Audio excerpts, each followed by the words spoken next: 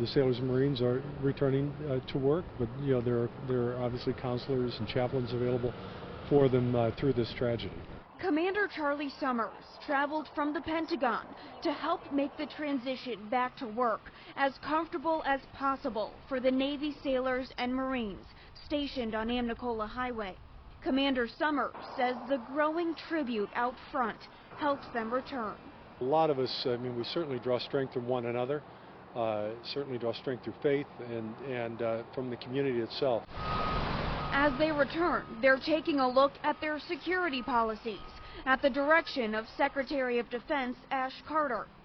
Carter wants all military branches to consider adding armed personnel on site to help prevent a similar tragedy. We'll continue to make those assessments, and obviously that's something that does take a little bit of time, but we're taking the necessary security precautions. Meanwhile, thousands of people are standing behind the servicemen who fired back at the shooter on July 16th. A petition sent to the White House wants them to be honored. It names Navy Lieutenant Commander Tim White as one person who fired at the shooter with his personal weapon, and asks the president to award White with a Medal of Bravery, along with the other servicemen who lost their lives. The petition is circulating on Facebook, with Commander White's wife posting this picture of her family, saying, quote, "Help us honor this courageous man." In less than 48 hours, the petition has nearly 5,000 signatures. I think that what he did was honorable. He was trying to protect everyone that was there at the Navy base. He should most definitely be honored for what he tried to do, for the help he tried to give, and who knows whose life he saved. Who followed what he just did?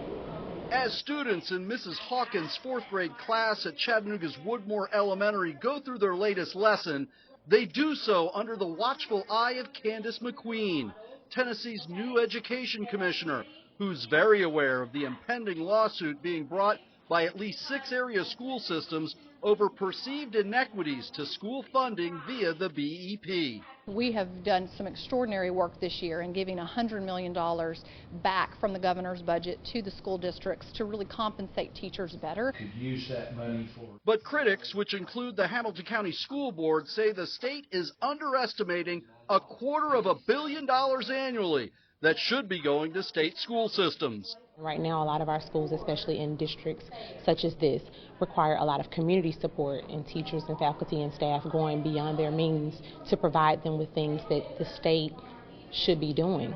Tennessee State Senator Todd Gardenhire represents both Hamilton and Bradley counties. He believes school funding issues are often the case of misplaced priorities. The county commission has the power today to fund the schools up to where they need to be, so it's really the county school system's responsibility for funding it. They don't need us. It'd be nice if we could give them a check, but there's no money there to do it. Happy birthday to you. Does music help keep you young? I don't know. I didn't stay young. I got to be 100 before I knew it.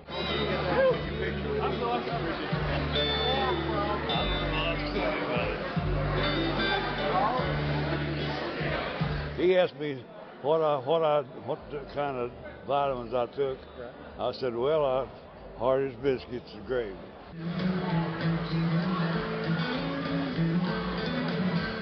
We, Tom Rowland, Mayor of the City of Cleveland, and D. Gary Davis, Mayor of Bradley County, do hereby proclaim today, Sunday, February 22nd, 2015, as Claude Ogle Senior Day in Cleveland and throughout Bradley County.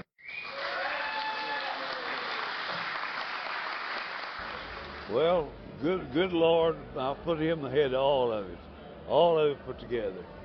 So that's the reason I'm around today.